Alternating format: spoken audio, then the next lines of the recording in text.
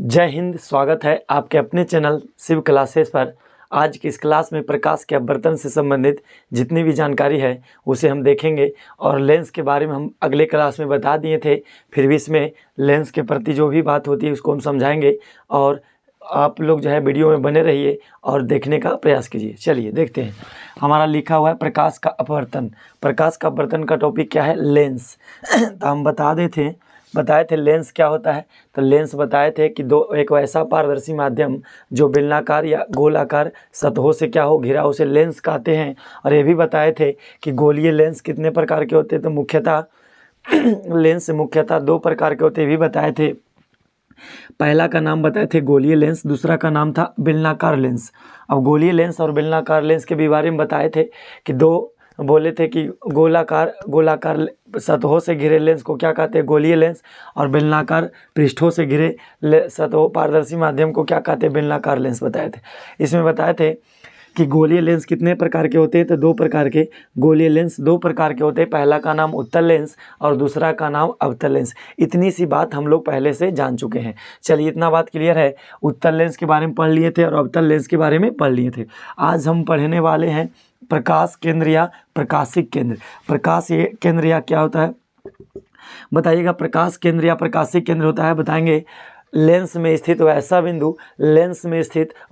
बिंदु जिनसे होकर प्रकाश की किरणें बिना मुड़े या तो बिना अपवर्तित हुए सीधे निकल जाती है, उसे क्या कहते हैं? प्रकाश केंद्र या प्रकाशिक केंद्र कहते हैं। बताएंगे लेंस में स्थित, इसका डिफिनेशन बताइएगा। लेंस में स्थित, इसका बताइएगा।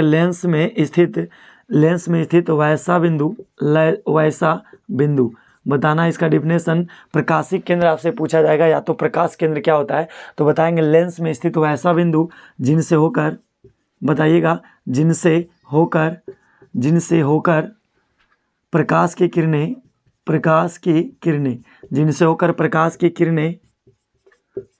किरणें बिना अपवर्तन के गुजर जाती है, उसे क्या कहते हैं? प्रकाशिक केंद्र या प्रकाश केंद्र कहते हैं। क्या आप लोग को दिख रहा है? एक बार देख लेते हैं। चलिए, दिख रहा है। प्रकाश केंद्र या प्रकाशिक केंद्र के बताइएगा परिभाषा कि लेंस में स्थित वैसा बिंदु, लेंस क्या होता है हम बता चुके हैं। और लेंस में स्थित वैसा बिंदु जिनसे होकर प्रकाश की किरणें बिना अपवर्तन के, मतलब बिना मुड़े हुए सीधे प्रवेश कर जाती है, उसे क्या कहते हैं? प्रकाश केंद्र या प्रकाशिक केंद्र कहते हैं। फॉर एग्जाम्पल के लिए हम जैसे चले तो इसका हम जैसे यहाँ लिख लेते हैं। यदि हम जैसे की बात करें, इसका जैसे यहाँ लिखते हैं। जैसे हम बोलिएगा, इसमें बताइएगा लेंस के जैसे हम बताइएगा कि जैसे मान लिया कोई लेंस है, ये हमारा कैसा लेंस है? उत्तल लेंस है, जिसका किनारे पर पतला और बीच में क्या हो? मोटा हो। और इसमें क्या है, जब प्रकाश की किरणें आएगी, ध्यान से देखिएगा, जब प्रकाश की किरणें ऐसे आई तो सीधे चला गया, तो इसको क्या देंगे? क्या चाहिए? प्रकाशिक केंद्र कहते हैं, जिसे ओ द्वारा निरूपित करते हैं। और एक अवतल लेंस बना लेते हैं। मान लीजिए कि एक अवतल लेंस है जिसका ऐसे मान लीजिए प्रधान है जैसे, और जिससे ऐसे प्रकाश की किरणें लाई तो सीधे निकल गया, तो इसको क्या कहेंगे? प्रकाशिक केंद्र कहते हैं, जिसे ओ द्वारा, ठीक है, जिसे ओ द्वारा निरूपित किया जाता है, ओ द्वारा निरूपित करते हैं। इस बात को बताइएगा कि जिसे ओ द्वारा निरूपित किया जाता है प्रकाशिक केंद्र कहलाता है। प्रकाश केंद्र और प्रकाशिक केंद्र उम्मीद करते समझ गए होंगे, फिर से बता देते हैं। प्रकाश केंद्र क्या होता है? एक ऐसा बिंदु होता है लेंस में जिनसे जब टॉर्च मारते हैं तो सीधे निकल जाता है, मुड़ता नहीं है। ऐसे हम पढ़े हैं कि जब लेंस से गुजरती है प्रकाश की किरणें तो क्या होता है? मुड़ जाता है, अपवर्तन होता है। परंतु यहाँ पर क्या होगा? एक ऐसा बिंदु होगा जहाँ से किरणें सीधी दिशा में चली जाएगी, उसे कहते हैं क्या चीज़? प्रकाशिक केंद्र या तो प्रकाश केंद्र। चलिए अगला ध्यान रखिएगा, अगला टॉपिक हमारा है, अगला दूसरा टॉपिक ध्यान रखिएगा। इसके बाद हम पढ़ेंगे, इसके बाद हम समझेंगे, इसके बाद समझेंगे वक्रता केंद्र, वक्रता त्रिज्या एवं केंद्र। अगला है वक्रता त्रिज्या एवं केंद्र। वक्रता त्रिज्या एवं क्या बताइएगा? केंद्र। अब इसके बारे में जान लीजिए क्या होता है वक्रता त्रिज्या एवं केंद्र। वक्रता त्रिज्या एवं केंद्र, तो वक्रता त्रिज्या और केंद्र क्या होता है? तो इसमें बताएंगे लेंस का केंद्र क्या होता है? लेंस का जो केंद्र होता है, लेंस के सतहों के बीच जो केंद्र स्थित होता है उसे कहते हैं वक्रता केंद्र कहते हैं। इसके बारे में बताइएगा कि लेंस में स्थित, लेंस के सतहों के बीच, ऐसे लिखिएगा, लेंस के सतहों के बीच स्थित केंद्र को क्या कहते हैं? केंद्र को वक्रता केंद्र। इसे क्या कहते हैं? वक्रता केंद्र। तथा सतहों को मिलाने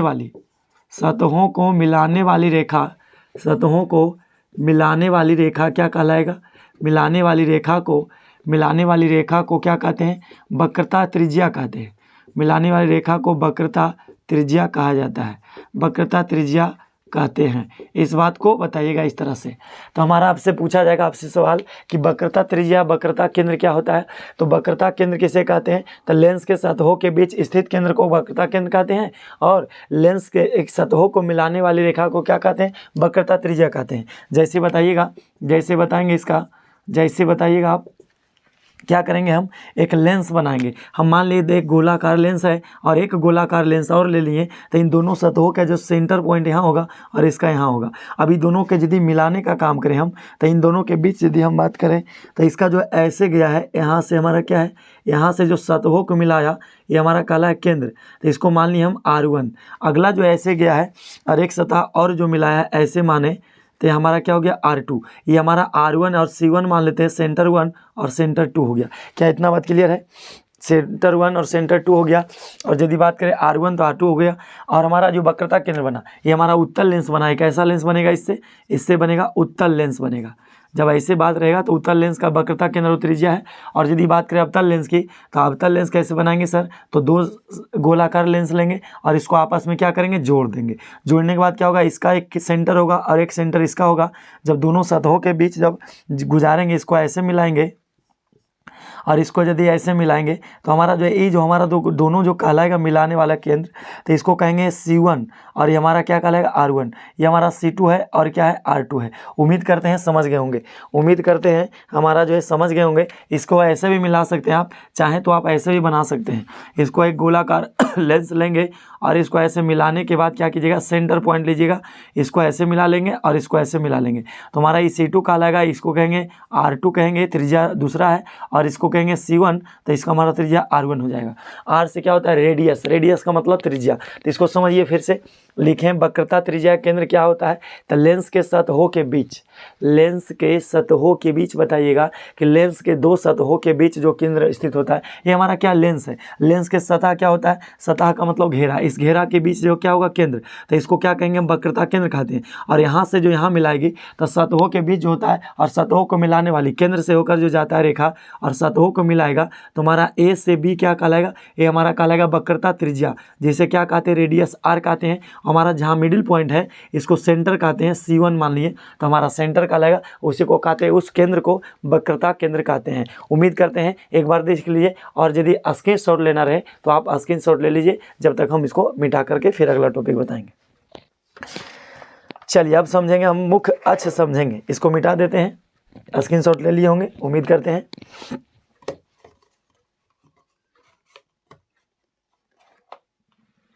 चलिए अगला मिटाते हैं। ये हमारा जो क्या हो गया? इसी को कहेंगे वक्रता त्रिज्या और सतह हो गया।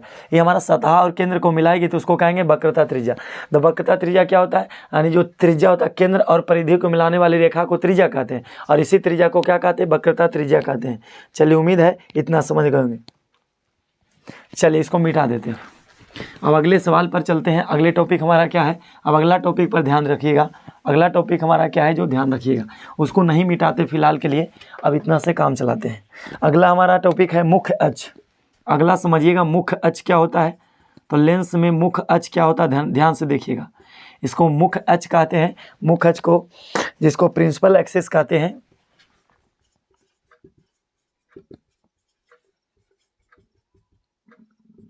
एक्स एक्सिस जो होता है, प्रिंसिपल एक्सिस, AXIS, इसको याद रखिएगा। प्रिंसिपल एक्सिस कहते हैं, ठीक है। ये हमारा मुख्य अक्ष क्या होता है? तो देखिए मुख्य अक्ष क्या होता है नहीं, कि यदि कोई लेंस है तो लेंस के जो है, लेंस के सतहों के वक्रता केंद्र को मिलाने वाली रेखा जो होती है, मान ली इसको लिखिएगा, लेंस के सतहों को मिलाने वाली क्या चीज़? मिलाने वाली वक्रता केंद्र। लेंस के सतहों को मिलाने वाली, थोड़ा परिभाषा दिख रहा है, लेंस के सतहों के वक्रता केंद्र को मिला, लेंस के सतहों लेंस के सतहों के वक्रता केंद्र लिखिएगा, लेंस के सतहों के वक्रता केंद्र को मिलाने वाली, वक्रता केंद्र को मिलाने वाली रेखा, मिलाने वाली रेखा क्या कहलाती है? इसको कहेंगे मुख अक्ष कहते हैं। जैसे यहाँ देखिए, जैसे हम मान लिए कि हमारा क्या है, उत्तल लेंस है, लेंस कैसा है, उत्तल है, और हमारा वक्रता केंद्र जो है वो है, प्रकाशीय केंद्र वो है, और कहता है लेंस के सतहों के वक्रता केंद्र को मिलाने वाली रेखा। तो हमारा तो वक्रता केंद्र है और इसको मिला दिया रेखा, इसको क्या कहेंगे, मुख अक्ष कहेंगे। और यदि हम बात करें अवतल लेंस की, तो अवतल लेंस में भी वही करेंगे। अवतल लेंस में क्या होगा, मुख अक्ष ऐसे चलेंगे और ऐसे मिला देंगे, तो हमारा मिडिल पॉइंट सेंटर है, इसको आगे बढ़ाएंगे तो हमारा वक्रता केंद्र यहाँ है, और इसके जब बीच से गुजारेंगे प्रकाशीय केंद्र वो है, और ऐसे चला जाएगा तो ये कहलाएगा क्या चीज़, मुख अक्ष। इसको क्या कहेंगे, इसको कहिएगा मुख अक्ष, इसको कहा जाता है मुख अक्ष। उम्मीद करते हैं मुख अक्ष की परिभाषा समझ गए होंगे, ठीक है, मुख अक्ष की परिभाषा समझ गए होंगे। और इसका सेंटर जो होता है दोनों साइड होता है, इसको C1 मान लीजिए, इस तरफ C2 मान लीजिए, और इसका जो एक केंद्र होता है तो इसको C1 मान लीजिए, और उस तरफ का सेंटर को क्या मान लीजिए, C2 मान लीजिए। इस तरह का डायग्राम बना लेंगे तो ये कहलाएगा हमारा क्या चीज़, मुख अक्ष कहलाएगा। अब चलते हैं, अब होता है मुख्य फोकस एवं फोकसांतर, ठीक है, मुख्य फोकस क्या होता है, ध्यान रखिएगा। अगला हमारा जो है मुख्य फोकस आएगा, अगला चलेगा मुख्य फोकस एवं फोकसांतर। मुख्य फोकस एवं क्या चीज़ बोलेंगे, मुख्य फोकस एवं फोकसांतर। मुख्य फोकस एवं फोकसांतर के बारे में बताइएगा।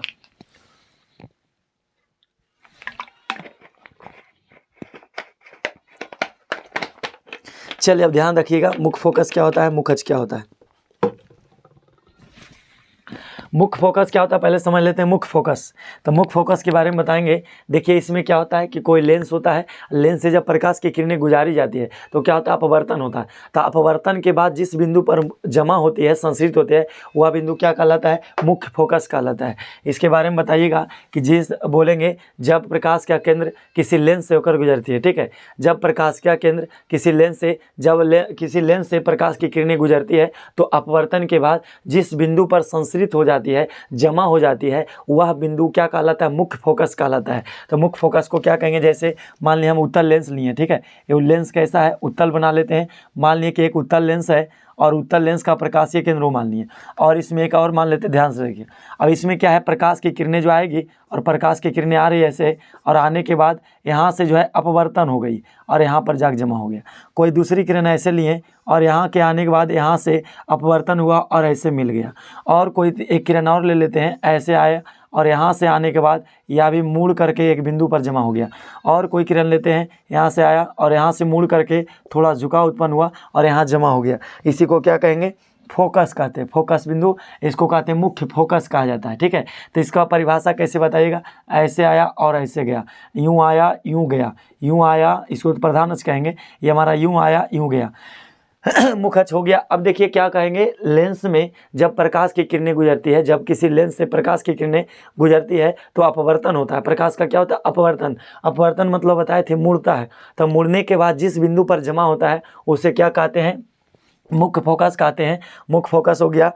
और एक यदि हम मान ले अवतल लेंस की बात करें, हम अवतल लेंस में देखिएगा इसमें क्या है कि यदि हम अवतल लेंस बना लिए, ठीक है, अवतल लेंस बनाने के बाद जिसमें क्या होता है कि यदि मान ली जाए कोई किरण है, यहाँ से किरणें आई और किरणें आने के बाद यहाँ से क्या होता है, मुड़ने का काम होगा। तो कोई ऐसा बिंदु होगा जो ऐसे मुड़ जाएगा, और मुड़ने का काम प्रधान अक्ष की ओर मुड़ेगा।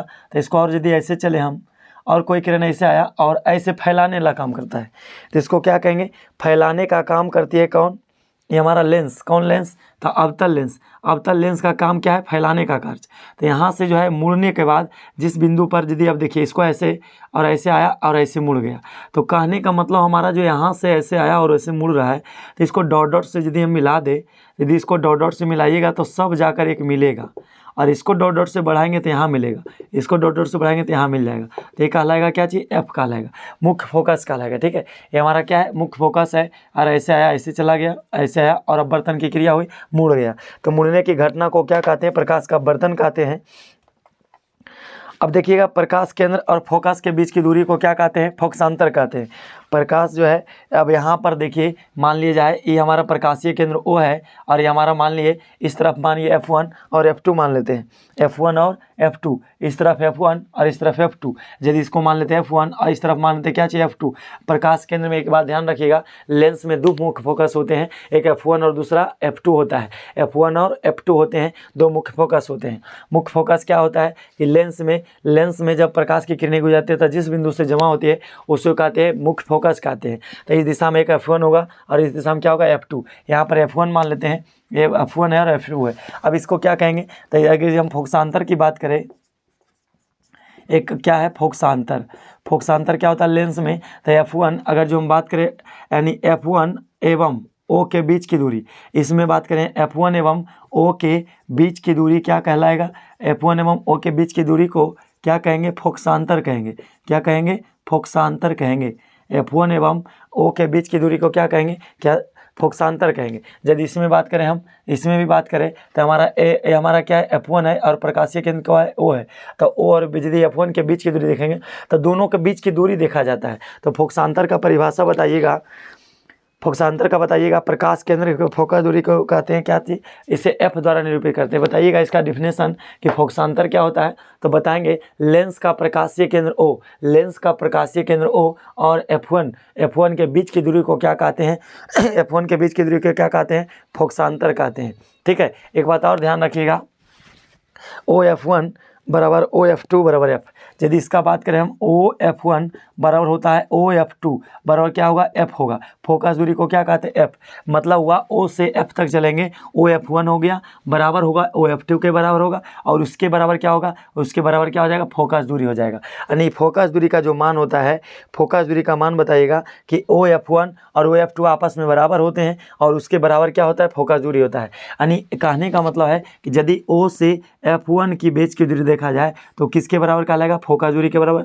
यदि OF2 की बात करें, O से F2 तक जाएंगे, O से F2 तक चले जाएंगे तो ये भी क्या कहलाएगा, फोकस दूरी कहलाएगा, जिसे F द्वारा निरूपित किया जाता है। उम्मीद करते हैं इतना बात समझ गए होंगे। हमारा पहला था मुख्य फोकस, तो जिस पर जहाँ पर बिंदु जहाँ का जमा होती है उसे कहते हैं, हम उसे क्या कहते हैं, उसे मुख्य फोकस कहते हैं। बोलेंगे लेंस में जब प्रकाश की किरणें गुजरती है तो जिस बिंदु पर जमा हो जाती है उसे मुख्य फोकस कहा जाता है। और मुख्य अक्ष किसे कहते हैं कि लेंस के सतहों के वक्रता केंद्र को मिलाने वाली रेखा क्या कहलाता है, लेंस के सतह है और उसके वक्रता केंद्र है, उसको दोनों को सेंटर पॉइंट को मिलाएगा तो मिलाने वाली रेखा को क्या कहते हैं, जो प्रकाशीय केंद्र को कहलाता है। तो सेंटर से सेंटर मिलाएगा उसको कहेंगे मुख्य अक्ष कहेंगे। उम्मीद करते इतना बात समझ गए होंगे।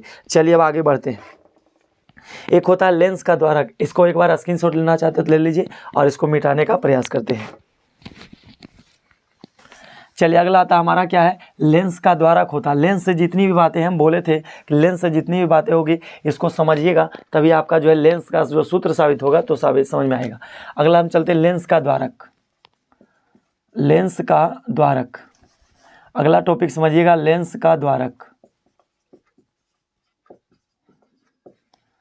देखिए लेंस का द्वारक क्या होता है कि जितनी सतह से अपवर्तन की क्रिया होती है इसको लेंस का द्वारक कहा जाता है। या तो बोलिएगा जितनी सतह से, बताएंगे इसके बारे में बताइएगा कि जितनी सतह से लेंस के, इसमें जोड़ दीजिए एक शब्द, लेंस के जितनी सतह से अपवर्तन की क्रिया हो सकती है, अपवर्तन की क्रिया अथवा मुड़ सकती है, मुड़ने का कार्य हो सकती है, उसे क्या कहिएगा, उसे कहते हैं लेंस का द्वारक। जैसे हम मान लिए कि एक लेंस है, एक कौन सा लेंस है सर, तो आप बताइएगा कि उत्तल लेंस है, प्रकाशीय केंद्र O है और ये हमारा C1 है और इस तरफ चलेंगे तो C2 मिलेगा और इधर मिलेगा F1 और मिलेगा F2। इस तरह की बात आएगा, 2F1 2F2 आएगा बात।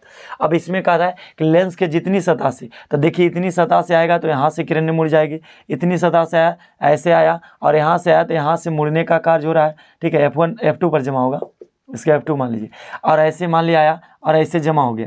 कहने का मतलब मुड़ करके कहाँ जमा हो रहा है, एक बिंदु पर। तो मुड़ सकता है कि नहीं, हाँ, तो जहाँ तक मुड़ सकता है यानी जिस सतह से किरणें मुड़ जा रही है उसको कहेंगे लेंस का क्या कहेंगे, द्वारक कहेंगे। द्वारक का मतलब हो गया लेंस का द्वारक, मतलब जितनी सतह से किरणें मुड़ सकती है उसको हम लेंस का द्वारक कहेंगे। चाहे उत्तल लेंस हो या तो अवतल लेंस हो, उसको क्या कहेंगे, लेंस का द्वारक कहेंगे। यदि हम मान लिया अवतल लेंस को बना लेते हैं और यहाँ से यहाँ तक देखा जाए तो यहाँ से यहाँ जो है हमारा प्रकाशीय केंद्र हो गया है, तो इनको जो बीच की दूरी जो है ऐसे दिखा रहे हैं, हम ऐसे दिखा रहे हैं, इसको हम क्या कहेंगे, लेंस का द्वारक।